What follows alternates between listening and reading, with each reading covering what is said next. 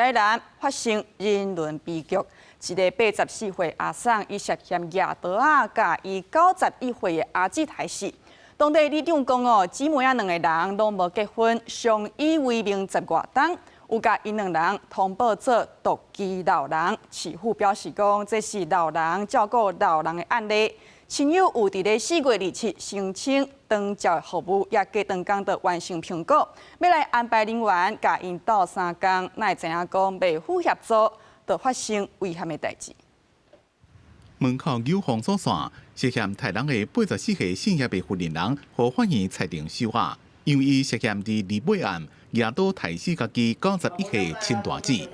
姐姐出来走动的时候也是蛮开朗的。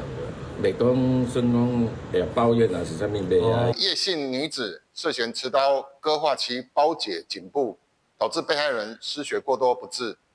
全案经检察官讯问后，依杀人罪申请羁押，并经法院裁定羁押获准。警方2到透早接到报案赶来引导，大姊已经死亡。厝边听到消息拢正意外，因为迄天看起来拢正正常。当地里长讲，死者之前拢是一个人住，10多年前体力愈来愈歹，伊的小妹才搬来甲伊做伙住，两个拢无结婚，相依为命10几冬，因两个拢通报独居老人。其中主要照顾者是84岁小妹，里内面虽然有日照中心，不过死者较掂无爱麻烦别人，外界资源较无法度介入，也因为因名下拢有财产，无领社会福利补助。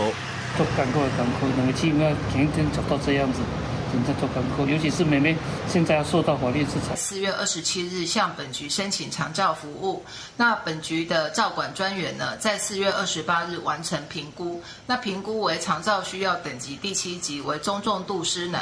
那卫生局将积极安排长照服务，然而当晚就发生本次的新闻事件。市府讲，这件案件是老人顾老人的案例。因亲戚朋友伫4月27甲市府申请长照服务，真紧就审核通过。所伫咧长照服务进前发生意外，市府也真唔甘，希望市民先用长照服务专线，或者是相关的管道咨询长照、失智照护等相关协助，也看情形要求援助，或者是透过专业团队斗3工消透照顾的压力。记者综合报道。